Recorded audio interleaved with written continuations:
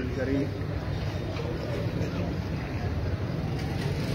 نحمده ونصلي ونسلم على رسوله الكريم اما بعد اعوذ بالله من الشیطان الرجیم بسم اللہ الرحمن الرحیم۔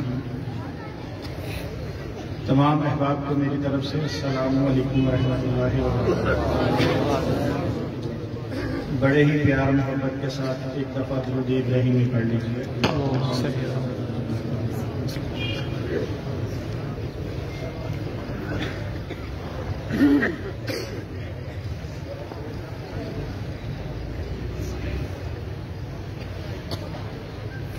کچھ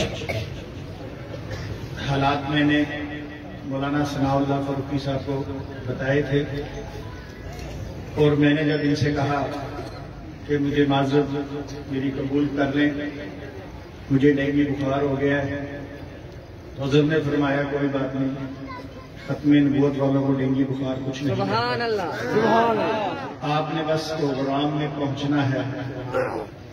تو غرض مجھے ظاہری بات ہے گھر والوں نے بھی کہا کہ آپ نہ آ جائیں، پھر دوبارہ کبھی چلے جائیں، مگر الحمدللہ آپ کی محبتیں ہیں، اور سب سے بڑھ کر اللہ تعالیٰ نے جو میں سمجھتا ہوں میرے ذمہ میری ڈیوٹی لگائی ہے وہ سب سے پہلے ہے۔ دوبارہ رات سفر کر کے آپ کے شہر رحیم میں میں پہنچا، اور پھر سارا دن آرام کیا، اور اللہ کے فضل و کرم کے ساتھ آپ کے سامنے ہوں۔ کہیں آواز میں کمزوری ہو جائے تو برا نہ بنائیے گا میری بات کا۔ میرا مقصد آپ کے پاس پہنچ کر تقریر کرنا نہیں ہے، اور نہ ہی مجھے تقریر کرنی آتی ہے۔ میں نے تو آپ کے ساتھ وہ واقعات رکھنے ہیں جو میرے ساتھ گزرے، ان میں سے بہت کم ہوگا، بلکہ ہوگا ہی نہیں کہ میں آپ کو کچھ سنا سنایا واقعہ بتاؤں۔ میں وہ بتاؤں گا جو میرے ساتھ بیتی ہے، اور میرے اس طرف اسلام لانے کی طرف کون کون سی چیزیں تھیں جو اللہ تعالیٰ نے دیا، کون کون سی رکاوٹیں تھیں وہ ہٹا کر مجھے غلامی مصطفیٰ صلی اللہ علیہ وسلم۔ سبحان اللہ سبحان اللہ۔ میرے بھائیوں، 26 فروری 2013 لاہور ایوان اقبال کے اندر فتح مبالغہ کانفرنس ہوتی ہے۔ وہ مجھے آج بھی یاد ہے کہ 52ویں فتح مبالغہ کانفرنس تھی، جو مولانا منظور احمد شنوکی رحمۃ اللہ علیہ کی یاد میں منائی جاتی ہے۔ تو وہاں میں نے اپنے قبول اسلام کا اعلان کیا۔ آج اس بات کو تقریباً آپ یوں کہہ لیجیے 2021 ختم ہونے والا ہے 2 مہینے بعد، تو میرا خیال ہے کہ 8 سال ہو گئے اس بات کو اللہ کے فضل و کرم کے ساتھ۔ اور جب میں نے اپنا قبول اسلام کا اعلان کیا تو میں نے اس اعلان میں یہ بھی بات کہی، اس وقت انٹرنیشنل ختم نبوت موومنٹ کے امیر مولانا عبدالحفیظ مکی صاحب رحمۃ اللہ علیہ، اللہ تعالیٰ ان کی قبر مبارک کو مزید منور فرمائے۔ تو میں نے ان کے سامنے اس بات کا اعلان کیا کہ آج کے بعد جتنی میری زندگی ہے یہ ختم نبوت کے لیے وقف ہے۔ اور ان 8 سالوں کے اندر جب میرے اکابرین نے میری سربراہی کی، میری تربیت کی، مجھے سمجھایا، تو اللہ تعالیٰ کے فضل و کرم سے اب تک تقریباً 448 کے قریب قادیانی دائرہ اسلام میں داخل ہو چکے ہیں۔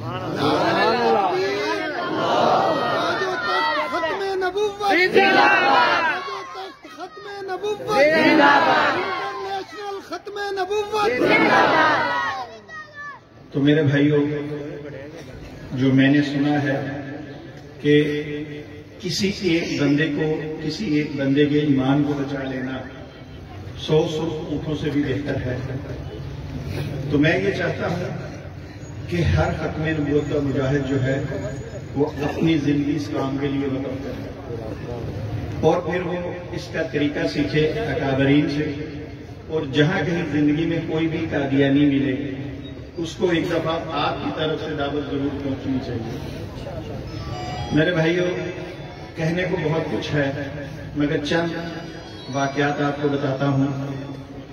میں ایک بندے کو دعوت دینے کے لیے گیا، اس وقت قادیانی جماعت کے ساتھ میرا تعلق تھا۔ میرا خاندان تقریباً سارا اس وقت چناب نگر ربوہ جو پاکستان میں ان کا مرکز ہے وہاں رہائش پذیر ہے، میرے والدین بھی ابھی تک وہاں پر ہیں۔ تو جب میں ایک قادیانی کو دعوت دینے گیا، مسلمان کو دعوت دینے گیا، اس کی وجہ کیا تھی؟ اس کی وجہ تھی قادیانیوں کی تربیت۔ قادیانیوں کی تربیت کیا ہے کہ قادیانی چھوٹے سے بچے کو یہ بات سمجھا دی جاتی ہے، بار بار اس کو بتائی جاتی ہے کہ تمہاری زندگی کا مقصد جو ہے وہ مسلمانوں کو قادیانی بنانا ہے۔ وہ اتنی دفعہ یہ بات سنتا ہے کہ بچپن سے لے کر بڑھاپے تک اس کو یہ بات بھولتی نہیں ہے کہ اس کی زندگی کا مقصد کیا ہے، کہ لوگوں کو قادیانی مذہب کی طرف لے کر آنا۔ چونکہ میں نے بھی یہی بات سنی، بچپن سے میری اسی طرح تربیت ہوئی، تو میں نے ایک مسلمان کو دعوت دی، ہماری کچھ دن گفتگو چلی، اسے کچھ کام یاد آ گیا، جاتے جاتے اس نے مجھے بخاری شریف لا کے دی، مجھے کہنے لگا یہ بخاری شریف ہے، کبھی آپ نے پہلے پڑھی ہے؟ میں نے کہا نہیں پڑھی۔ تو کہنے لگا اس کو پڑھے، میں 4-5 دن کے بعد فارغ ہو کے آتا ہوں، تو پھر دوبارہ جہاں سے ہماری بات ختم ہوئی ہے یہیں سے چلے گی۔ میں نے کہا ٹھیک ہے۔ وہ میں بخاری شریف لے کے گھر چلا گیا، وہ میں نے کھول کے کچھ حدیثیں اپنے گھر والے کو سنائی، بچے چھوٹے تھے۔ پھر جب بھی یہ روٹین بن گئی، جب میں نے گھر جانا میں نے اسے کہنا یار 2-4 حدیثیں مجھے سنا دو، تو یہ حدیث کا سلسلہ چل پڑا گھر میں سنانے۔ پڑھتے پڑھتے میں ایک ایسی حدیث مبارکہ پر پہنچا جس نے مجھے جھنجھوڑ کر رکھ دیا، جس نے مجھے پریشان کر دیا۔ وہ پریشان اس لیے ہوا کیونکہ حدیث کا جو عقیدہ تھا وہ میرا نہیں تھا، حدیث کا جو عقیدہ تھا، جو بیان ہو رہا تھا وہ میرا بلکہ آپ لوگوں کا ہے، اب تو میرا بھی الحمدللہ ہے۔ وہ حدیث مبارکہ کچھ یوں تھی، باب تھا نزول عیسیٰ ابن مریم۔ اللہ کے نبی کریم صلی اللہ علیہ وآلہ وسلم فرماتے ہیں، قسم ہے اس ذات کی جس کے ہاتھ میں محمد رسول اللہ صلی اللہ علیہ وآلہ وسلم کی جان ہے، کہ ضرور تم میں عیسیٰ ابن مریم نازل ہوں گے۔ تمام مسلمانوں کا عقیدہ ہے؟ اچھا، جس کا ہے وہ ذرا ہاتھ کھڑا کرے مجموعے میں سے۔ اچھا ماشاء اللہ۔ اب جب میں نے یہ حدیث پڑھی، چونکہ میرا تعلق قادیانی جماعت کے ساتھ تھا، میرا یہ عقیدہ نہیں تھا۔ میرا عقیدہ وہی تھا جو مرزا غلام قادیانی کا تھا کہ عیسیٰ علیہ السلام فوت ہو چکے ہیں اور ان کی جگہ پہ جو بندہ آیا ہے وہ مرزا غلام قادیانی ہے۔ اب میں عیسیٰ ابن مریم جس کو مانتا تھا وہ مرزا غلام قادیانی تھا۔ آج بھی قادیانی جماعت عیسیٰ ابن مریم مرزا غلام احمد قادیانی کو مانتی ہے۔ تو میں بڑا حیران ہوا، میں نے کہا یا اللہ جی ماجرا ہے، امام الانبیاء جن کے لیے کائنات بنی، جن کی تعریفیں آپ نے مولانا ثناء اللہ صاحب سے سنی کہ اللہ نے کس طرح ان کے بالوں کی، ان کے چہرے کی قسمیں کھائی ہیں، تو میں نے کہا یہ کیسے ممکن ہے کہ جن کے لیے پوری کائنات بنے وہ ایک بات قسم کھا کر کہیں اور ہم دوسری طرف یہ عقیدہ رکھیں کہ نہیں عیسیٰ علیہ السلام تو آ نہیں سکتے۔ اب میرا عقیدہ خالصتاً قادیانی عقیدہ تھا، آپ لوگوں کا عقیدہ خالصتاً کون سا ہے؟ حضرت محمد مصطفیٰ صلی اللہ علیہ وسلم۔ تو بس اس پہ یہ حدیث تھی، وہ ٹرننگ پوائنٹ تھا جس پہ مجھے جھنجھوڑا، اور پھر میں نے تھوڑی سی اور آگے ریسرچ کی تو مجھے بے شمار حدیثیں ملی نزول عیسیٰ ابن مریم کے بارے میں۔ تو الحمدللہ اللہ تعالیٰ نے مجھے توفیق دی اور میں نے اسی حدیث مبارکہ پہ مرزا قادیانی پہ 4 رخ ڈال دیے اور آقا کریم صلی اللہ علیہ وآلہ وسلم کی غلامی اللہ نے مجھے۔ میرے بھائیوں، مگر میں آج آپ کو ایک بات بتاؤں، آج آپ کسی بندے سے کہیں کوئی مسلک دیوبند سے ہو، بریلوی سے ہو، اہل حدیث ہو، آپ اسے کہنا مسلک چینج کرے، وہ نہیں کرتا۔ آپ دلائل میں دیں وہ تب بھی چینج نہیں کرتا۔ تو قادیانی مذہب کے اندر جہاں میں رہتا تھا، جہاں میری پرورش ہوئی، ساری زندگی میں نے وہاں پر نبی پاک صلی اللہ علیہ وآلہ وسلم کا نام کم سنا اور مرزا قادیانی کا نام زیادہ سنا۔ ذہن میں ہر جگہ پہ مرزا قادیانی کا نام سوار تھا۔ تو کس طرح ممکن تھا کہ اتنی جلدی اللہ مجھے ہدایت کی طرف لے جاتے؟ مگر میں سمجھتا ہوں اس کے پیچھے درود پاک کا ایک بہت بڑا ہاتھ ہے۔ جب میں قادیانی تھا تو میں درود ابراہیمی بہت پڑھتا تھا۔ مجھے اس درود سے اتنی محبت تھی کہ میں عشاء کی 17 رکعتیں پوری پڑھا کرتا تھا۔ اکثر لوگ 17 پوری نہیں پڑھتے، میں 17 پوری پڑھا کرتا تھا، اس لیے کہ میں ہر سجدے میں جا کر درود ابراہیمی پڑھتا تھا۔ میرے بھائیوں، آپ نے درود ابراہیمی کے بارے میں سنا ہے، مگر اس کی طاقت کا اندازہ میرا خیال نہیں ہے۔ میں بتاتا ہوں اس درود میں اللہ نے کتنی طاقت رکھی ہے۔ پڑھتا میں کب تھا؟ جب میں قادیانی تھا۔ اور آپ کے نزدیک قادیانی مسلمان ہے؟ نہیں نا۔ اس کا مطلب ہے میں درود اس وقت پڑھتا تھا جب میں کفر میں تھا، مگر اللہ نے اس میں اتنی طاقت رکھی ہے کہ آج میں یہ کہتا ہوں کہ اللہ نے مجھے اس درود کی برکت سے اسلام کی دولت سبحان اللہ سبحان اللہ۔ میرے بھائیو، اگر اس درود کی وجہ سے مجھے غلامی مصطفیٰ صلی اللہ علیہ وآلہ وسلم ملتی ہے تو کیا آپ کے جو چھوٹے چھوٹے مسائل ہیں، مشکلات ہیں، یہ درود پاک کی طاقت سے حل نہیں ہو سکتے؟ تو کیا ارادہ فرماتے ہیں؟ انشاءاللہ ہم بھی درود پاک کا اہتمام کریں گے۔ 26 فروری 2013 کو جب اللہ نے مجھے اسلام کی دولت دی اور میں نے اپنی زندگی ختم نبوت کے لیے وقف کی، اس کی ایک وجہ ہے۔ ماشاءاللہ کتنا مجمع ہے اور آپ کے علماء آپ کے سامنے بیٹھے ہیں۔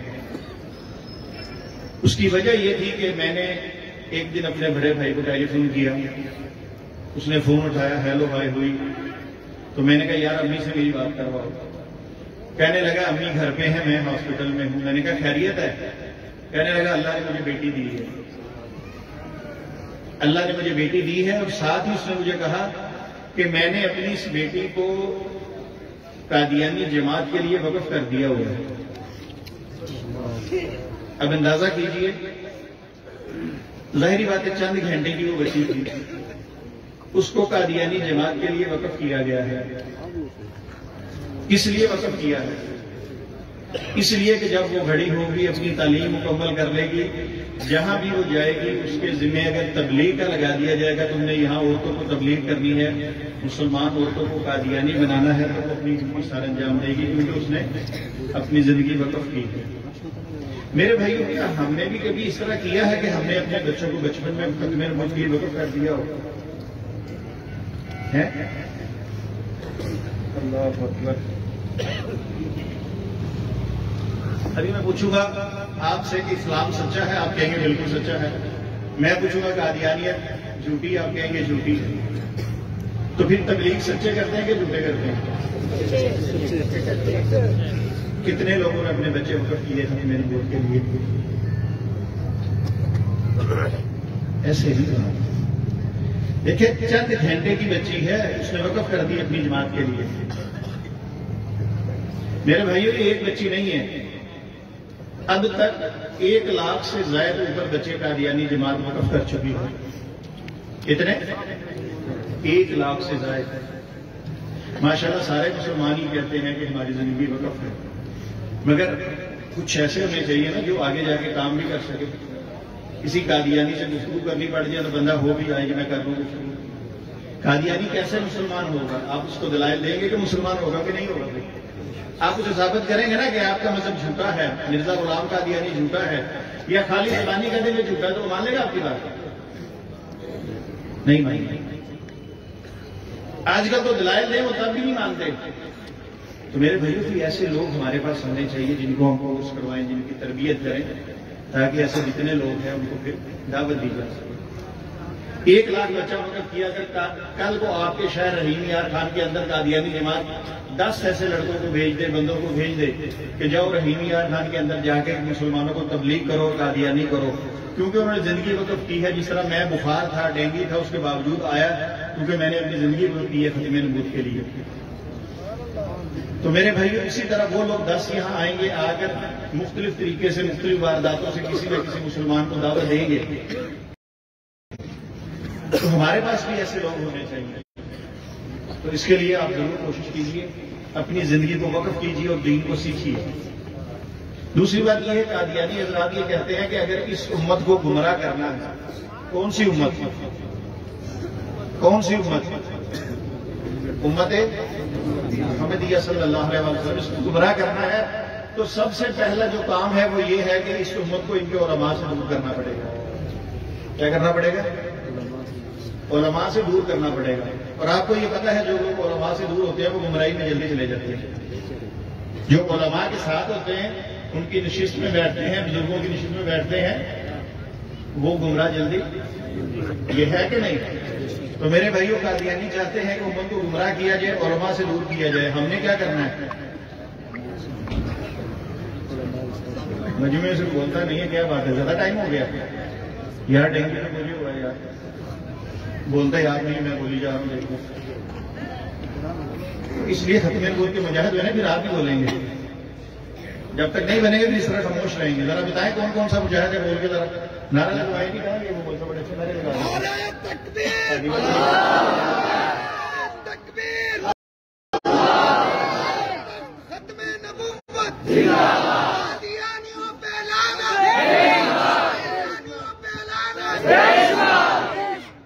اچھا ٹھیک ہے، بور ہو رہے ہیں تو مجھے بتا دیجیے، میں نے تو ایسی ہی باتیں کرنی ہے، مجھے تقریر نہیں آتی، میں نے پہلے ہی کہا تھا. اچھا جی، لاہور میں تھا، ایک بندے کا فون آیا، ہیلو جی آپ شمس الدین بات کر رہے ہیں؟ میں نے کہا ہاں جی. کہنے لگا جی آپ سے ملنا ہے. میں نے کہا بتائیں کس لیے ملنا، خیریت ہے؟ کہنے لگا جی ایک قادیانی دوست ہے، اس کو آپ کے پاس لے کے آنا. کب آئیں؟ میں نے کہا ابھی آ جائے. اس کام کے لیے تو سارے کام پیچھے کر دیتے نا. وہ اس نے کہا جی میں اب تو نہیں آ سکتا، میں فلاں دن فلاں ٹائم پہ آؤں گا. میں نے کہا ٹھیک ہے. وہ میرے گھر آ گئے، 3 بندے تھے، بیٹھ گئے. میں نے ان سے تعارف پوچھا اپنا اپنا. اب جو 2 بندے وہ تعارف مجھے کیا کروا رہے ہیں؟ اس نے کہا جی میرا فلاں نام ہے اور میں الحمدللہ مسلمان ہوں. ٹھیک ہے جی. دوسرے کا اسے تعارف رہا ہے کہ یہ بھی میرا دوست ہے اور الحمدللہ یہ بھی مسلمان ہے. ٹھیک ہے. تیسرے کا تعارف رہا ہے کہ یہ قادیانی ہے اور یہ اس کا نام ہے. میں نے کہا ٹھیک ہے. میں نے اس سے پوچھا، میں نے کہا کیا کام کرتے ہیں؟ کہنے لگے ہم کسی سافٹ ویئر انجینئرنگ ادارہ ہے وہاں پہ ہم لوگ کام کرتے ہیں. میں نے کہا کتنے لوگ ہیں وہاں کام کرنے والے؟ کہنے لگے 23 لوگ ہیں. میں نے کہا اچھا ٹھیک ہے. تو میں نے کہا کس سلسلے میں آئے ہیں؟ کہنے لگے یہ ہمارے دفتر میں کام کرتا ہے اور یہ ہمیں تبلیغ کرتا ہے. قادیانی کیا کرتا ہے؟ قادیانی کیا کرتا ہے؟ میں نے کہا کوئی بات نہیں، آپ بھی کریں اس کو. کہنا لگے ہمیں کرنی نہیں آتی. کیا کہہ رہے تھے؟ ہم 2 کون ہیں؟ مسلمان. جب میں نے کہا آپ کریں تو کیا کہتے ہیں؟ ہو گئے مسلمان کے کبھی تبلیغ نہیں کرنی. خود سوچئے ہم کس مقام پہ آج کھڑے ہیں کہ ہمارے سامنے مرزئی بیٹھا ہے اور ہم کہتے ہیں تبلیغ نہیں کرنی آتی ہے مسلمان. اللہ اکبر. جب یہ حالت ہو جائے گی تو پھر واقعی تبلیغ مرزئی ہی کریں گے، ہم نہیں کریں گے. میرے بھائیوں، تبلیغ کرنا مرزئی کے ذمہ ہے یا مسلمان کے ذمہ ہے؟ مگر وہ مسلمان کہتے ہیں ہمیں آتی نہیں. کہاں کمی رہ گئی ہمارے درمیان میں؟ اللہ کی قسم رونا آتا ہے. کہاں کمی رہ گئی ہمارے درمیان میں کہ ہم یہ کہہ دیتے ہیں ہمیں تبلیغ نہیں کرنی. اس کا مطلب ہے ہماری تربیت میں فرق رہا ہے، اور جو تربیت میں فرق رہے یہ ہمارے بڑوں نے ہمیں اسی طرح سکھایا نہیں. اور اگر سکھایا ہے انہوں نے ڈیوٹی پوری کی ہے تو پھر ہماری بدقسمتی ہے کہ ہم نے سیکھا نہیں. تو میرے بھائیوں، بہرحال یہ تو میں نے آپ کو احساس دلانے کے لیے بات کی. قادیانی تبلیغ کرتا ہے، ان کو جتنے دن اس نے تبلیغ کی، 6 مہینے، سال کی، قادیانی کو کتنا اجر ملا ہوگا تبلیغ کرنے کا؟ اجر ملا؟ نہیں ملا. اور اگر مسلمان ٹوٹی پھوٹی بھی کرتا اس کو، وہ کہتا مجھے کرنی نہیں آتی، ہمیں اجر، ہمیں نیکی کمانی نہیں آتی. اور ہم کہتے ہیں کہ جی کیا نعرہ لگتا ہے؟ غلام ہے، غلام ہے. اور بعد میں جو پوچھو کہتے ہیں تبلیغ بھی نہیں آتی. غلام کو تبلیغ آنی چاہیے کہ نہیں آنی چاہیے؟ آنی چاہیے. تو میرے بھائی علماء کی بات توجہ سے سنا کریں. یہاں جب بیٹھتے ہیں نا توجہ سے سنا کریں. یہی وجہ ہے کہ ہم نے بچپن سے بات توجہ سے سنی ہے. علماء بہت ہوتے ہیں ہماری توجہ کہیں پہ. ابھی تھوڑی دیر مجمع سے پوچھ لیں، مولانا ثناء اللہ فروقی صاحب نے نبی پاک صلی اللہ علیہ وسلم کے بارے میں جو اللہ نے قسمیں کھائیں وہ کن کن چیزوں کی کھائیں گے تو آپ کو پتہ ہی نہیں. میرے بھائیوں توجہ سے سنتے. بہرحال مقصد یہ تھا قادیانی تبلیغ کر لے، اگر وہ کسی بندے مسلمان کو قادیانی بھی کر لے تو کیا اجر اس کو ملے گا؟ بلکہ گناہ ملے گا نا، سزا ملے گی. اور اگر مسلمان تبلیغ کرے اور وہ قادیانی مسلمان ہو جائے نجات کا ذریعہ ہے کہ نہیں؟ تو میرے بھائیوں یہ نجات کا ذریعہ ہے کہ اس کام کو سیکھ لیجیے. ٹھیک ہے.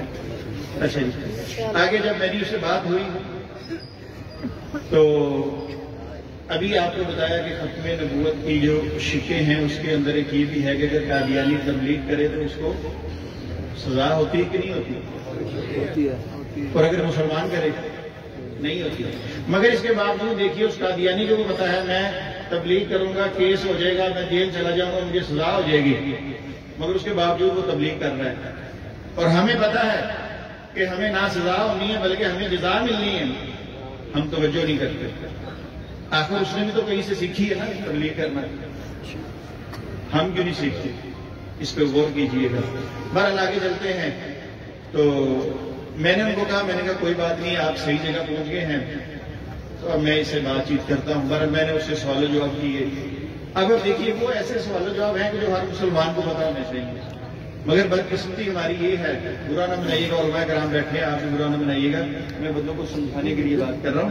بدقسمتی ہماری یہ ہے کہ جمعے کے جب ہم بیان کرتے ہیں ہم نے وہاں کبھی بھی اس قسم کی باتیں بہت کم کی ہیں کہ امام مہدی کون ہو گئے، کہاں آئیں گے.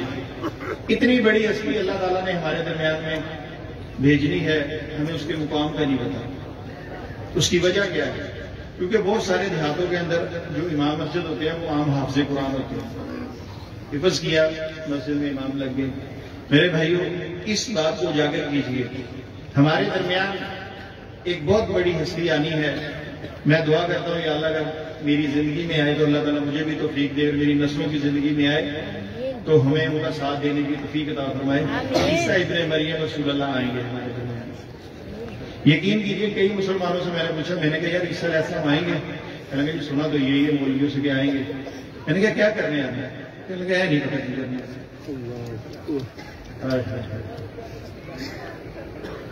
دیکھیں عیسیٰ ابن مریم کو اگر ہمارے درمیان آئے تو اس مسلمان کی خواہش نہیں ہوگی کہ وہ ان کو دیکھے.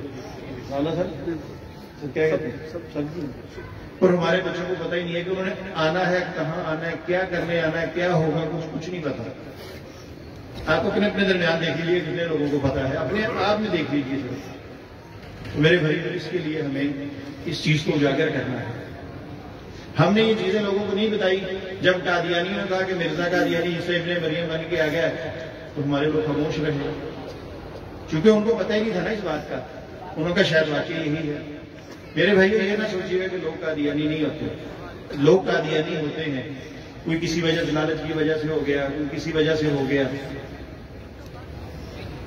تو میرے بھائیو اس کے لیے ہمیں سدے باب کرنا ہے. ہماری گلی کا، ہمارے محلے کا ایک بندہ بھی قادیانی ہو جائے تو کیا اللہ ہم سے پوچھیں گے نہیں؟ میں مثال دیتا ہوں، وہ جو 3 لڑکے میرے گھر میں آئے گا ان میں سے ایک لڑکا وہ جو قادیانی تھا وہ اور جتنے مسلمان ہیں ہم سب نے ایک دن مرنا ہے کہ نہیں مرنا؟ مرنا. روزے میں اشر آ گیا، اللہ کے دربار میں چلے گئے جہاں اللہ نے ہمیں زندہ کیا دوبارہ. اللہ نے اس قادیانی کو بھی اٹھایا. اب وہاں پہ اللہ تعالیٰ فرشتوں، میں مثال دے رہا ہوں سمجھانے کے لیے، اللہ تعالیٰ فرشتوں کو حکم دیتے کہ یہ قادیانی ہے، اس نے مرزا غلام قادیانی کو نبی اور رسول مانا ہے، اس کو جہنم میں ڈال دو. تو فرشتے اس کو اٹھا کے جہنم میں لے جائیں گے. اور اگر وہ قادیانی جاتے جاتے اللہ سے یہ درخواست کرے کہ یا اللہ میری ایک عرض سن لے، اور وہ عرض کیا کرے اللہ سے کہ یا اللہ میں تیرے 22 مسلمانوں کے درمیان رہا، میں نے 3 سال ان کے درمیان کام کیا، میں نے 5 سال کام کیا، تیرے کسی مسلمان نے مجھے دعوت اسلام نہیں دی. تو میرے بھائی سوچیے وہاں وہ جو مسلمان ہوں گے وہ کیا جواب دیں گے؟ یہ امت جو اللہ تعالیٰ نے دنیا کی نفع کے لیے بنائی ہے، بھلائی کے لیے بنائی ہے، وہ 5 سال تو قادیانی کے ساتھ گزارتے ہیں اور ان کو دعوت نہیں دیتے. تو اگر اللہ نے جلال میں آ کر یہ کہہ دیا کہ ذرا ان مسلمانوں کو بھی زیارت کروا دو اس کی، تو میرے بھائی سوچیے ہمارا کیا بنے گا. اس لیے اپنے دنیا کے کاموں کے ساتھ ساتھ اس کام کو بھی کیجیے. تو بہرحال مقصد یہی تھا کہ آپ کو چند باتیں بتائی جائیں. 26 فروری 2013 کو جب اللہ نے اسلام کی مجھے دولت عطا فرمائی تو مجھے فون آیا. اچھا جی میں بولتا جاؤں گا، بے شک بخار ہے جو بھی ہے، جب بھی آپ سمجھے مجھے چھوٹی سی پرچی رکھ دیجیے گا، میں اس کے بعد اپنی بات کو وائنڈ اپ کر کے ختم کر دوں گا تاکہ دوسروں کو حق نہ مارا جائے. تو مجھے فون آیا، میں نے فون اٹھایا، آگے سے فون کرنے والا میرا بہنوئی تھا. مجھے کہتا ہوں سرکاری مسلمان، یعنی سرکاری مسلمان اس لیے کہ اسمبلی نے 74 کے اندر ان کو غیر مسلم قرار دے دیا، لہذا وہ غیر سرکاری ہم سرکاری ہیں. تو میں نے کہا بھائی جان آپ کا بڑا شکریہ، آپ کی مہربانی، آپ نے ہمارا تعلق سرکار سے جوڑ دیا، تو حکم کیجیے۔ کہنے لگے یار آج ہمارے گھر آ جاؤ۔ میں نے کہا خیریت ہے، آج عید کا دن ہے۔ کہنے لگے کچھ لوگ اکٹھے ہوئے ہیں، وہ کہتے ہیں کہ شمس الدین نیا مولوی بنا ہے۔ یہ 26 فروری کے بعد جو عید بڑی آئی، میں اس کا واقعہ سنا رہا ہوں۔ کہنے لگے شمس الدین نیا مولوی بنا ہے، نیا دین اسلام قبول کیا ہے، تو ذرا اس کی خاطر کو واضح کرتے ہیں، یعنی اس کو بلاتے ہیں، اس کی بےزتی کرتے ہیں۔ شاید وہ یہ بات بھول گئے تھے کہ شمس الدین نے زندگی ختم نبوت کے لیے وقف کی ہوئی ہے۔ ختم نبوت پر مجاہد ہو تو اس کی قادیانی بےزتی نہیں کر سکتے۔ دوبارہ میں نے کہا میں نے بچوں سے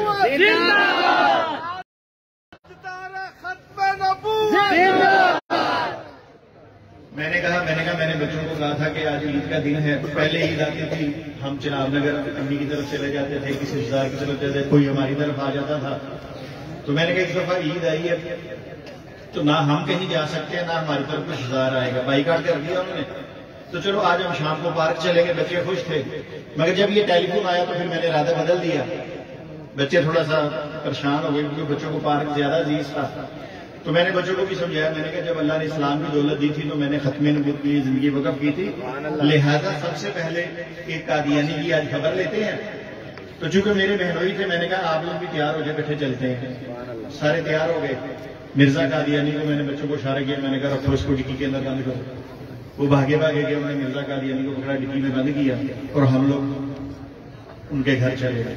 پریشان نہ ہوئیے گا، مرزا قادیانی سے مراد اس کی کتابیں، سمجھے نے کہا کسی بنے آیا تھا، یعنی اس کی کتابیں وہ بیگ میں ڈالی، ڈگی میں رکھی، ہم لوگ وہاں چلے گئے۔ وہاں گئے، وہ ڈرائنگ روم میں انہوں نے ہمیں بٹھایا، ایسے صوفہ لگا، ٹیبل لگا ہوا تھا، صوفے سارے لوگ بیٹھے گپے لگا رہے تھے کہ جی نیا مولوی آ رہے ہیں، چنگی بستی کرنے۔ چلے گئے، وہاں بیٹھ کے بات شروع ہوئی۔ میرا بہنوئی پڑھا لکھا انسان تھا، اس نے مرزا قادیانی پہ لیکچر دینا شروع کیا۔ اس نے 10-15 منٹ مرزا قادیانی پہ اس طرح لیکچر دیا کہ زمین آسمان اس نے ایک کر دیا، اور آخر میں اس نے کہا کہ مرزا قادیانی اللہ کا اتنا بڑا نبی اور رسول تھا کہ اللہ تعالیٰ نے ایک بات کی خبر کسی نبی کو نہیں دی، صرف مرزا قادیانی کو خبر دی۔ میں حیران ہو گیا، میں نے کہا یار یہ کون سی خبر ہے جو ہمارے نبی صلی اللہ علیہ وسلم کو نہیں دی اور مرزا قادیانی کو دے دی؟ چلے میں نے کہا ان سے پوچھتے ہیں، ابھی ذرا ان کی بات پوری ہو جائے۔ تو میں نے ان سے جب ان کی بات پوری ہو گئی تو میں نے انہیں کہا جی وہ کون سی خبر ہے جو اللہ تعالیٰ نے تمام انبیاء سے چھپا کر رکھی، اسے مرزا قادیانی کو دی؟ تو کہنے لگے جی عیسیٰ علیہ السلام فوت ہو چکے ہیں اور ان کی قبر سری نگر کشمیر میں ہے۔ قبر کہاں بتائی؟ سری نگر انڈیا کے اندر کشمیر میں ہے۔ پھر میں نے دل میں سوچا، میں نے کہا جی یہ بات تو ٹھیک ہے، عیسیٰ علیہ السلام کی وفات کی خبر تو ہمارے نبی نے واقعی ہمیں نہیں دی، اور جو دی ہے وہ سری نگر کشمیر میں نہیں ہے قبر ان کی۔ پھر قبر ان کی کہاں ہوگی؟ روضہ رسول صلی اللہ علیہ وسلم۔ ہمارے پاس تو یہ خبر ہے کہ وہ آئیں گے، آگے جو اللہ تعالیٰ نے ان کے ذمہ کام لگائے ہیں وہ کریں گے، اور اس کے بعد پھر ان کی وفات ہوگی اور مسلمان ان کا نماز جنازہ پڑھائیں گے اور وہ روضہ رسول میں۔ خیر بہرحال میں نے ان سے پوچھا، میں نے کہا مجھے کچھ باتوں پہ اعتراض ہے، پوچھ لوں، پھر اس کے بعد میری باری ہے، پھر میں شروع ہو جاؤں گا۔ تو میں نے کہا یہ جو مرزا قادیانی کو خبر دی ہے قبر کی، یہ کس نے دی؟ کہنے لگے اللہ تعالیٰ نے۔ میں نے کہا کون لے کے آیا خبر؟ کہنے لگے تمہیں نہیں پتا کہ کون سا فرشتہ وہی لے کے آتا ہے؟ میں نے کہا مجھے سچے انبیاء پہ پتا ہے کون سا فرشتہ وہی لے کے آتا ہے۔ تو انہوں نے کہا جی جبرائیل علیہ السلام وہی لے کے آتے ہیں۔ میں نے کہا پکی بات ہے؟ میں نے کہا آپ کو اس قبر پر یقین ہے؟ وہ کہنے لگے یقین نہیں ہے، ہمارا ایمان ہے اس قبر پر، اس قبر پر ہمارا ایمان ہے کہ یہ عیسیٰ ابن مریم علیہ السلام کی ہے۔ میں نے کہا چلے وہ بعد میں چیک کرتے ہیں آپ کا ایمان کتنا مضبوط ہے۔ تو میں نے کہا بس یہ باتیں میری یاد رکھیے جو میں نے آپ سے پوچھی ہیں۔ میں نے بچوں کو اشارہ کیا، میں کہا کھڑے لیا، بات سمجھ گیا نا کس کو نکالنا ہے؟ وہ مرزے کو نکال کے لائے، بیگ یہاں رکھا، میں نے کھول کے میں نے وہ ٹیبل پہ کتابیں ترتیب سے لگائی مرزے کی جو خواستیں ہیں ساری۔ لوگ روحانی خزائن کہتے ہیں، میں اسے کہتا ہوں قادیانی جرائم۔ ہاں قادیانی خزائنی، قادیانی جرائم۔ وہ کتابیں کھول کے اپنے سامنے رکھ کے ترتیب لگا کے میں نے کہا میری باری، آپ نے بولنا نہیں۔ میں نے وہ کتاب ایک نکالی جس کے اندر مرزا قادیانی نے یہ بات لکھی تھی عیسیٰ علیہ السلام کی قبر کہاں ہے؟ کشمیر، سری نگر محلہ خانیار میں۔ میں نے کہا جی یہ وہ قبر ہے جو مرزا قادیانی نے اپنی کتاب میں لکھی ہے۔ آپ کا اس پر ایمان ہے؟ کہنے لگے بالکل اس پر ایمان ہے۔ میں نے کہا اس کی وہی لانے والے جبرائیل علیہ السلام ہے؟ وہ کہنے لگے جبرائیل علیہ السلام ہے۔ میں نے وہ کتاب دکھا کر ساری باتیں پوچھ کر میں نے کتاب یہاں پہ ٹیبل پہ رکھ دی۔ پھر میں نے دوسری کتاب نکالی، وہ کھول کر اس کا صفحہ نکال کے میں نے ان سے کہا اس میں مرزا قادیانی کہتا ہے عیسیٰ علیہ السلام کی قبر فلسطین میں واقع ہے۔ پہلی قبر کہاں؟ سری نگر کشمیر۔ دوسری قبر کہاں؟ فلسطین میں۔ میں نے کہا چلیں آپ نے کہا تھا کہ اس قبر کی وہی پر جو فرشتہ وہی لے کے آیا وہ جبرائیل علیہ السلام ہے، اب جبرائیل علیہ السلام کل وہی لے کے نہیں آتے۔ بے شک بے شک۔ تو میں نے کہا یہ قبر نکلی ہے، دوسری اس کی وہی لانے والا فرشتہ کون ہوگا؟ اب وہ جو شمس الدین کا مولوی بڑا اتارنا چاہ رہے تھے نا، اب ان کی شکلیں دیکھنے والے تھے۔ میں نے کہا چلے فرشتے بتا دیں یہ فرشتہ کون سا ہے۔ اب وہ خاموش۔ مرزا قادیانی کے بڑے مشہور معروف فرشتے بھی ہے نا، ایک ان کو فرشتہ تھا ٹچی ٹچی، کیسا کہہ رہا ہے ٹچی ٹچی۔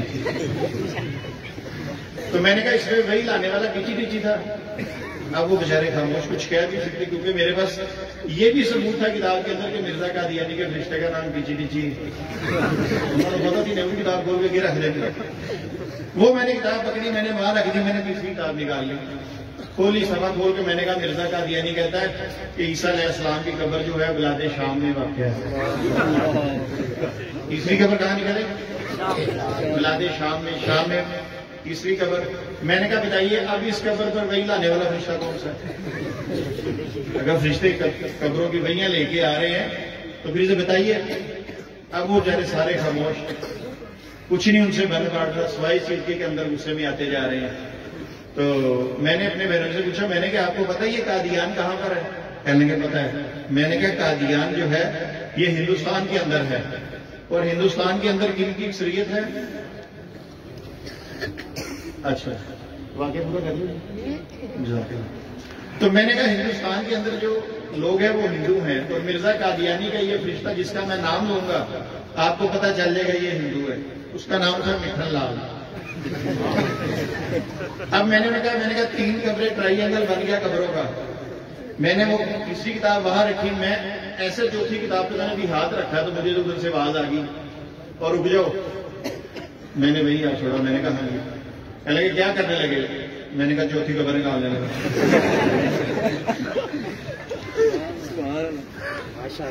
اب ان کو غصہ تو پہلے ہی تھا کہ یار ہم نے تو ایک قبر کی ہے، اس نے تو 3 آگے ہمارے سامنے رکھ دیے، چوتھی بھی نکال رہا ہے۔ تو مجھے کہنے لگے اور بات سن یہ میرا گھر ہے کہ قبرستان ہے؟ وہ میں نے کہا قبر کا ذکر میں نے کیا کہ آپ نے کیا؟ آپ نے، میں نے کہا اتنی بڑھ کے ماری تو صبر تو کرے، مجھے نکالنے دے دو۔ اب وہ غصے میں آ گئے سارے، اور بند کر کتابوں کو بند کر، ایسے ایسے کرنے لگے زور زور سے۔ اب میں تھوڑا سا ایسے صوفے پیچھے ہو کے بیٹھ گیا۔ میں نے کہا میری بات سنیں، آپ اتنے غصے میں آ گئے، بند کر اس کو بند کر اس کو۔ میں نے کہا مرزے کو مانتے کیا ہیں؟ کہنے کہ جو بھی مانتے تو ان کو بند کر۔ وہ میں نے کہا بند کر تو بتایا مجھے مرزے کو مانتے کیا ہیں؟ کہنے لگے جی امام مہدی مانتے ہیں۔ میں نے کہا اور؟ کہنے لگے جی مسیح موعود مانتے ہیں، عیسیٰ ابن مریم۔ میں نے کہا اور؟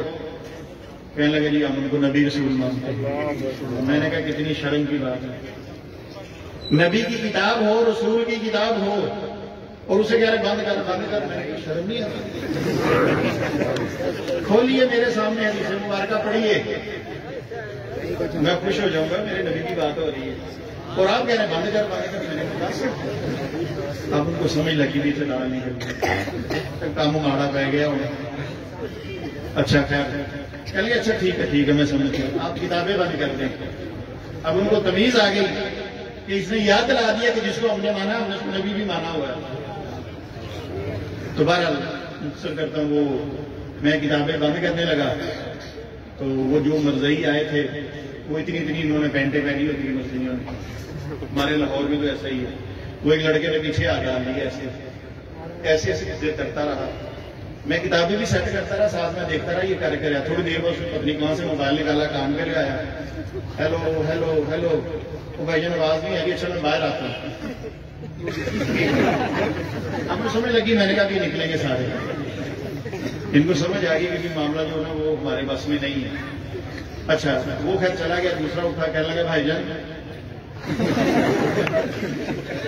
ابھی میں نے تیسری کتابوں کو دوبارہ ایڈجسٹ کر رہا تھا تو مجھے ذہن میں آ گیا، میں نے کہا یار اسے چھوٹی کی ہے، اگلا کی بڑی نہ کھڑی کر دی، ایسا ہی ہوا، وہ اگلے نے بڑی کھڑی کر دی، میں نے کہا بیٹھ جا، ابھی تو وہ گیا ہے، وہ بھی باہر نہیں ہے، تو کیسے چلا جائے گا؟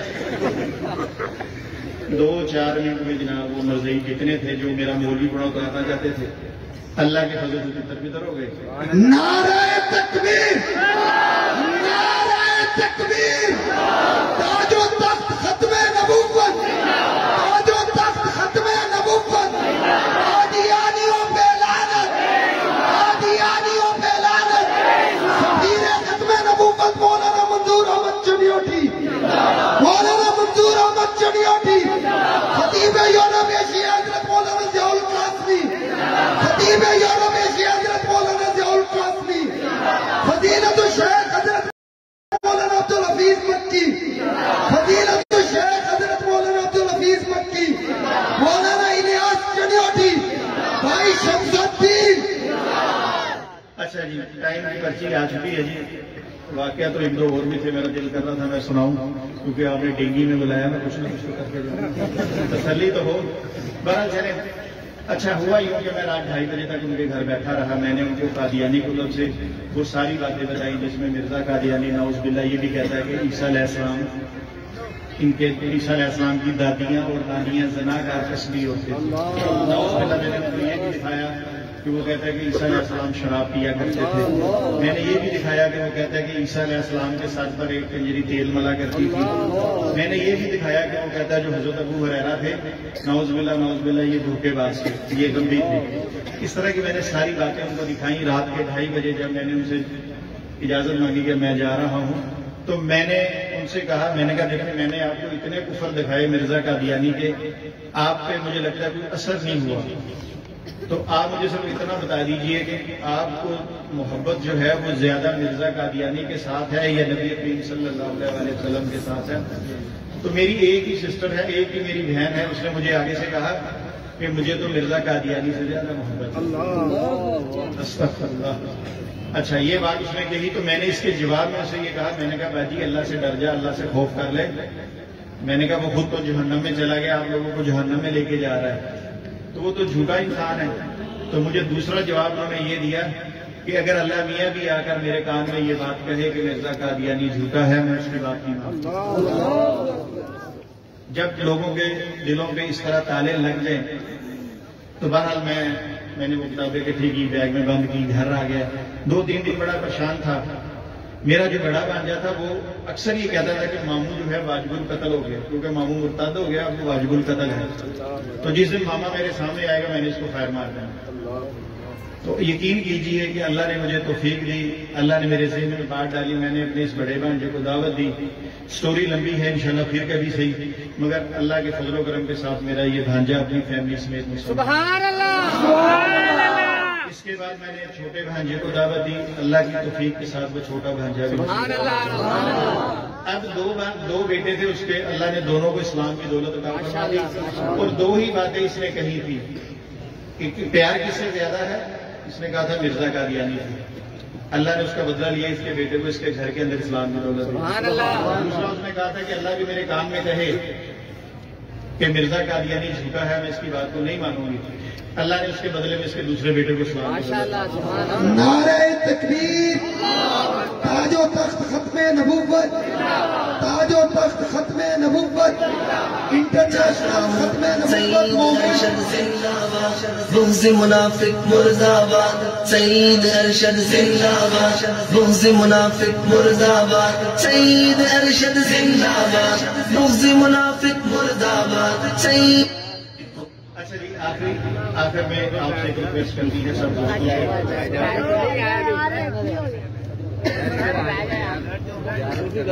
اچھا جی، آخر میں آپ سے درخواست کرنی ہے کہ 11 محرم کو الحمدللہ ایک قادیانی ڈاکٹر نے اسلام قبول کیا، 21 محرم کو ایک قادیانی خاتون نے اسلام قبول کیا، ابھی کچھ تقریباً آپ کہہ لیں کہ آپ کی طرف آنے سے 2 ہفتے پہلے پھر ایک اور قادیانی خاتون نے اسلام قبول کیا۔ اللہ کی طرف سے یہ سلسلہ جاری ہے۔ میرے بھائیو، بہت ضروری بات ہے، مجھے لگتا ہے ٹائم ختم ہو گیا، مگر اس کے باوجود میں چاہتا ہوں یہ بتاؤں، یہ جو میرا موبائل ہے، اس طرح کے ساتھ دوستوں کے پاس موبائل ہے، بچوں کے پاس ہوتے ہیں، استعمال کرتے ہیں، خاص کر کے جب واش روم میں جاتے ہیں تو وہ قبض ہو جاتی ہے بہت جلدی۔ میرے بھائیوں، میں یہ سمجھتا ہوں یہ میرا موبائل ہے، اور اس سے پہلے بھی تھا، یہ میرے لیے جنت کا رستہ ہے۔ سمجھتا نہیں ہوں کہ یقیناً جنت کا رستہ ہے میرے لیے، اس لیے کہ اس موبائل فون کے ذریعے، واٹس ایپ کے ذریعے، اور ویسے ٹیلی فون کے ذریعے 44 یعنی 44 قادیانیوں نے اسلام قبول کیا۔ موبائل فون کے ذریعے 44 قادیانیوں نے اسلام قبول کیا ہے، تو کیا آپ سمجھتے ہیں یہ میرے لیے جنت کا رستہ نہیں ہے؟ تو میرے بھائیوں، آپ بھی اپنے موبائل فون کو جنت کا ہی رستہ بنائیے، آپ اس کو جہنم کا رستہ نہ بنائیے۔ آپ اس سے کوئی ایسے کام کرتے ہیں، ایسی چیزیں دیکھتے ہیں جو آپ کے مال نامے میں گناہ کر دیتی ہیں، تو اس کا استعمال درست کیجیے۔ والے ٹائم پورا ہو گیا کہ واقعہ نہیں؟ بہت شکریہ جی، انشاءاللہ پھر کبھی ہے کچھ واقعات ایسے ہیں بڑے دلچسپ، وہ آپ کو بعد میں سنائیں گے۔ وما علینا الا البلاغ المبین۔ اگر کوئی